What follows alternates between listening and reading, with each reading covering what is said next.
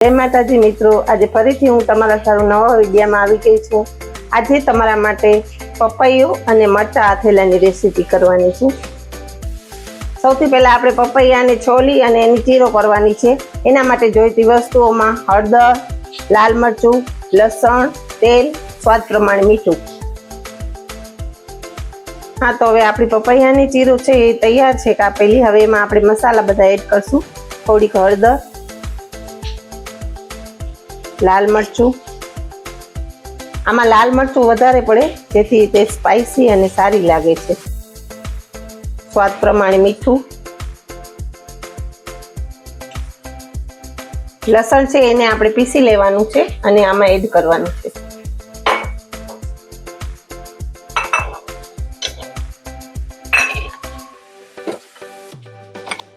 लसण आवुं आपणे अधकचरू वाटवानुं, आखुं पीसी नहीं लेवानुं तो एनो टेस्ट सारो आवे छे। बधुं लसण छे अंदर एड कर देवानुं। पछी जे तेल छे ए आपणे जेटलो जरूर प्रमाणे जोईए એટલું એડ કરવાનું અને એને સારી રીતે મિક્સ કરી લેવાનું। આપણી પપૈયાની ચીરો આ થઈને તૈયાર છે। આ ચીરો છે એ તાજી જ ખાવાય છે, ફ્રેશ જ ખાવી જોઈએ, રાખીએ તો બગડી જાય છે।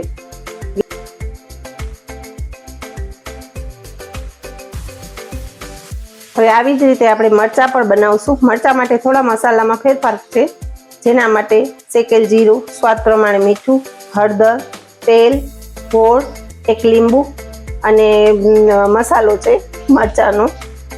અને મરચા છે એને આપણે સાફ કરી અને એના ડીટીયા અને એના બીજડા કાઢી લેવાના છે। હવે આપણે આ મરચા કાપીને એના અંદરથી બીજડા કાઢી લીધા છે। હવે એમાં આપણે મસાલા એડ કરશું। સૌથી પહેલા હળદર થોડીક નાખશું, થોડોક જીરો। આ જે મસાલો છે એ રામદેવ અચાર મસાલો આવે છે, એ મેં યુઝ કર્યો છે, એ આપણે છાંટી દેવાનું। થોડુંક સ્વાદ પ્રમાણે મીઠું, થોડું તેલ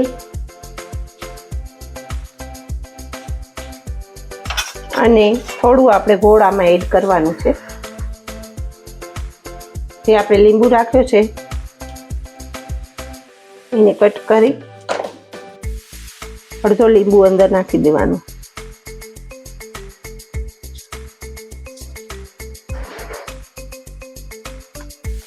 પછી એને સારી રીતે મિક્સ કરી લેવાનું બધું। આપણા મરચા હવે અથાઈ ગયા છે।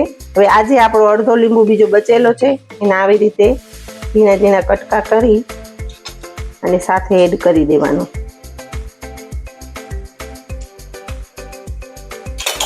પાછું મિક્સ કરી